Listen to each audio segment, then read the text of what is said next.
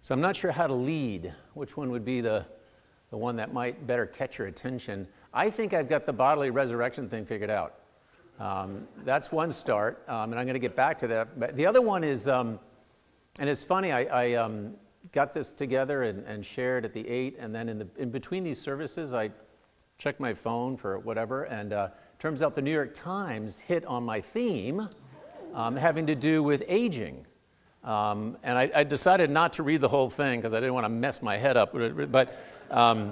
But here it is. I learned on that first paragraph that $62 billion a year. Who knows? I mean, it's such a huge figure. It could be a day. But $62 billion are spent every year trying to keep us from aging. $62 billion. And we all support that, right? I years ago, and vanity, someone gave me this sort of facial thing, that lotion that has 30 SPF. That's the only reason I put it on, because I want to be protected. I mean, that is serious. So I put that on, and I think, well, maybe it's keeping the wrinkles at bay a little bit. So you're probably eating something that you think is good for you because it might extend your years, or you're doing a few more sit-ups, or we're all doing something, right, to keep the process. Is it working?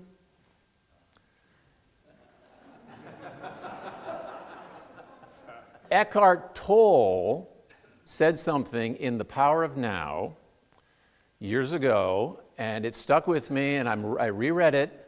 It's got a heading and everything. It says, "How to Slow the Aging Process." And I remember reading at the time thinking, either it's time to put the book down because it's BS, or let's really ponder this. Everything that I've ever read of his strikes a chord. So here's I think this is the early trail for giving you, because I always feel obliged to myself and to you, a reasonable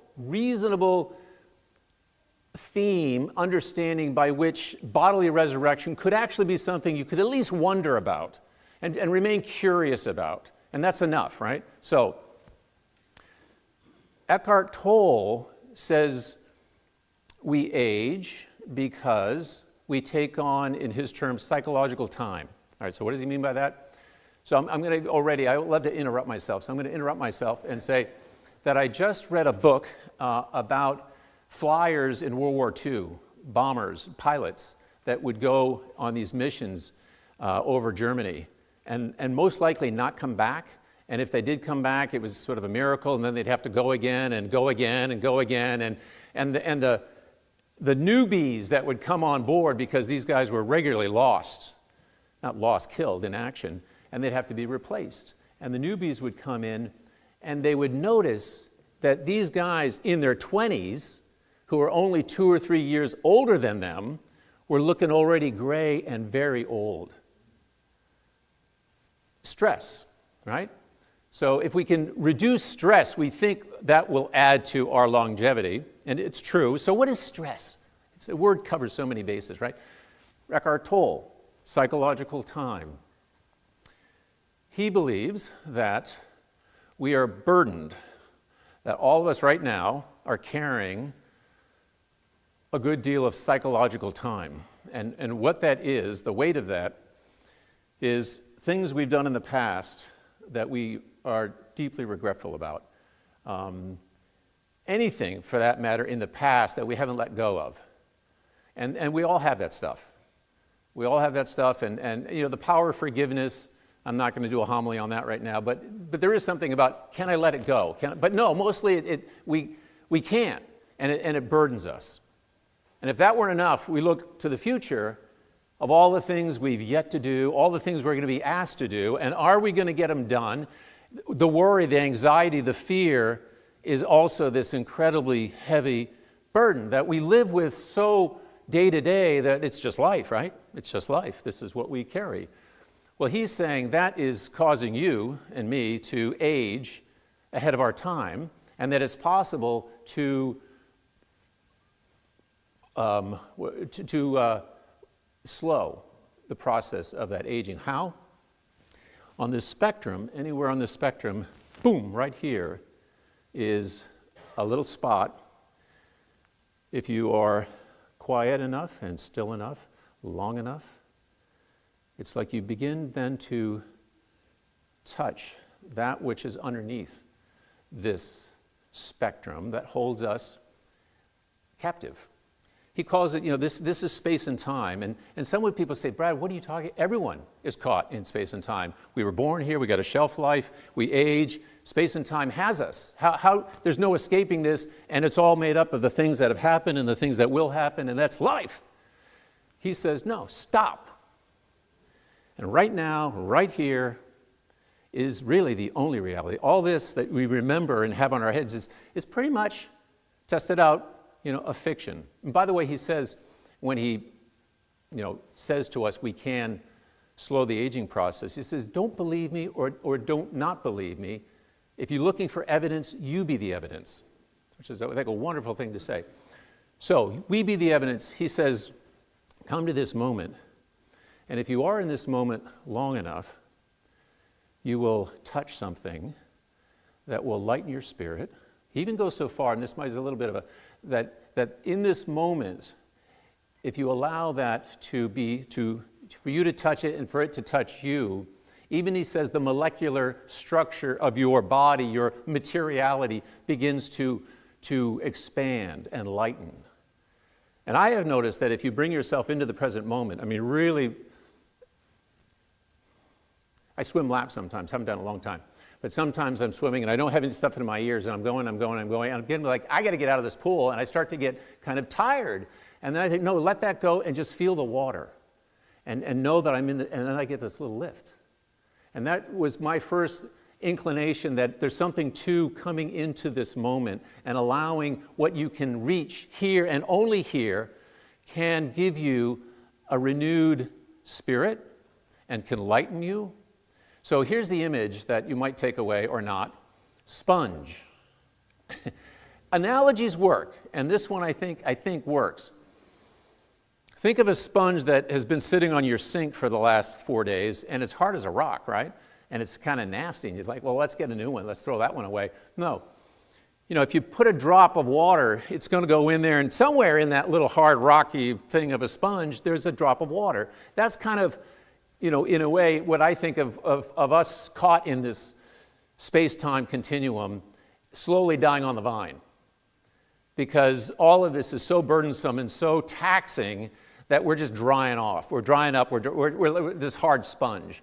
But if we know that within each of us there is this drop of life, there's this little drop, and we stop and access it, it gives us this little lift. And then furthermore, if you turn the faucet on that sink and let it just have a steady stream, it really does become, comes to life. He says not only, Eckhart Tolle, that you can tap into this and it begins to kind of it relieves you of this burden. The minute you tap in, you've separated from the spectrum. And even right there's a kind of peace and a kind of aliveness. But then if you take it this step further, and come to this with regularity, it's like having the stream of water hitting this sponge. And I dare say, in that place, with that regularity, you do feel minimally more at peace. And that's got to be good for you, right? A little less stress in your life, if you can come here. All right, so now we're going to ratchet it up. If that makes any sense at all, and again, as Eckhart Tolle said, try it out yourself. Don't believe me. Come into that moment and see if you just get a little lighter. And for me also, it just makes sense that, yeah, we worry and we're regretful, and if you could just step out for a moment. That's what Sabbath time used to be about, right? Just step out of your life for a moment and feel that little drop in the middle of a dead, dry sponge. And then the more you let it tap in, the more you taste it, and now you want more. And so when you go after more, you realize that there's a source of this stuff out there. And now you can develop like a relationship with it. Now we're going to take the next step. And this gets us to bodily resurrection. I can't believe I'm saying this. I've always sort of said quiet, oh yeah, bodily resurrection. Let's not go there. But we're all happy to come up from the depths of our worst day and have a new life. I mean, I'm going to tip you my hat to how clergy are always in that squirrely position of trying to make sense of the resurrection and do it in a way that, and I heard Roger Kramer last night, and he did a beautiful job, and it was that, he spoke about the guy who ran up to him in the market and said, I'm alive. He was nothing, and now he was alive, and that is resurrection, but is it bodily resurrection of Jesus eating broiled fish this morning? What do we take of that? Is that hyperbole? Or is it just the writer saying, he wasn't a ghost, he ate broiled fish, he really was? We're getting there. All right, so hang on. So Bede, Griffiths, take that home with you and ponder that. Any reading of substance, you can't just do it. It's like poetry. You can't read it once and say, and discard it. Say, I don't understand. Go back. Read it at least 3 or 4 times. I just heard it again for I don't know how many times, and each time it comes through. So what's coming through?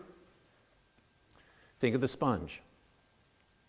What Bede is saying is that if you have the experience of tasting that water at the center of you, at the center of yourself, and are, fed by that, and want to get a little more of that, and you keep feeding on that, one day it's possible that sponge not only is going to access the life-giving water and be infused by the life-giving water. And again, Eckhart Tolle, by the way, says if you do this, it'll strengthen your immune system as well.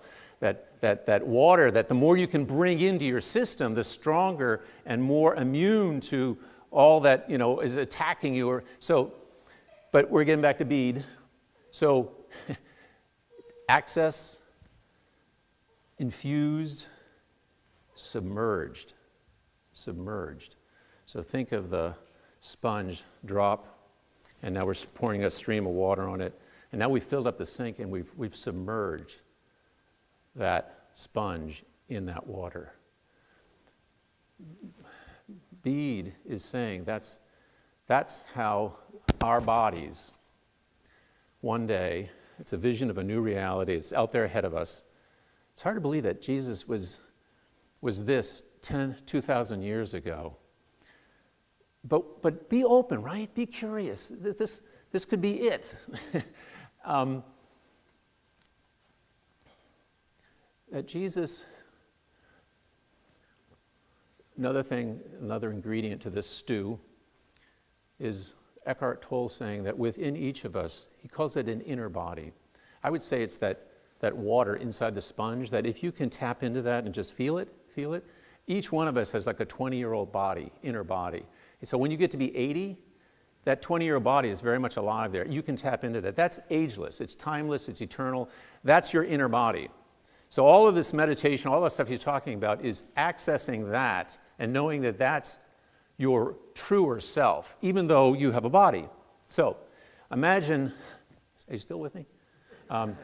Imagine that inner body starts to so infuse your body that it actually ends up being larger than your body, and now you are submerged in a reality that is always right here, right now, that we have access to, that gives us life.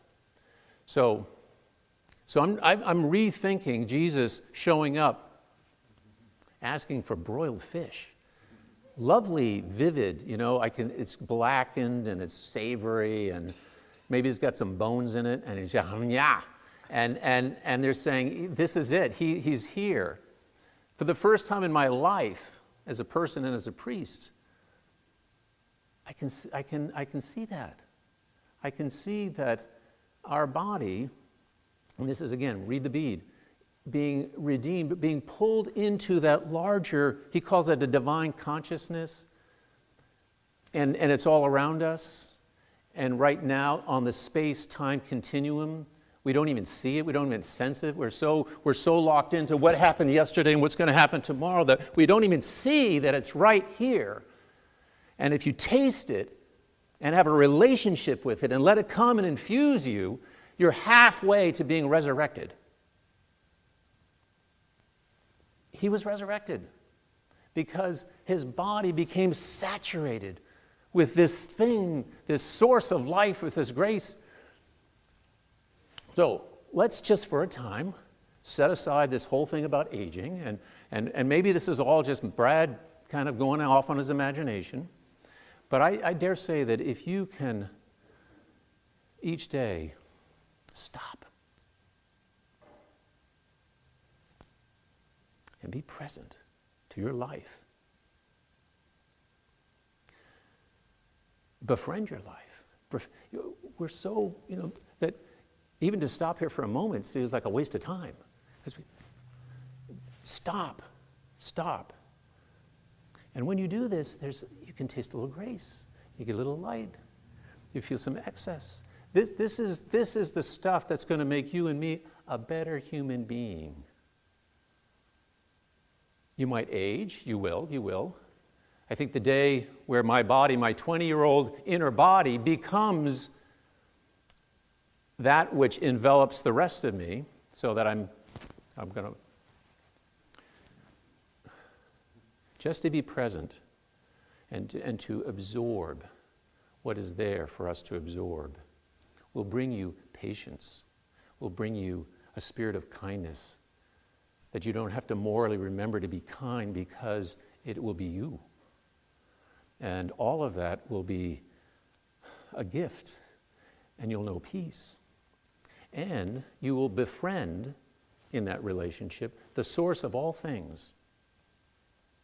And befriending the source of all things, because you are a child of God, that's what we are. Paul, thank you. It's what we are. Will not only be a friend of the source of all things, we're therefore a sibling of all things. And we begin to actually feel, not just in our heads, but feel that we're all in this together, and we all have more in common than what separates us. And we all start to become that person that holds that vision of a new reality that we can begin to ourselves make it real. If we don't make it real, it's not going to be real ever. So come to this moment, taste it, be infused by it, be submerged in it, and allow that 20-year-old, if you're 16, sorry, that 20-year-old within you to be who you are. Even as you gray and lose hair and get the wrinkles, there's an inner body within us that will never die. And one day that body will be seen eating broiled fish.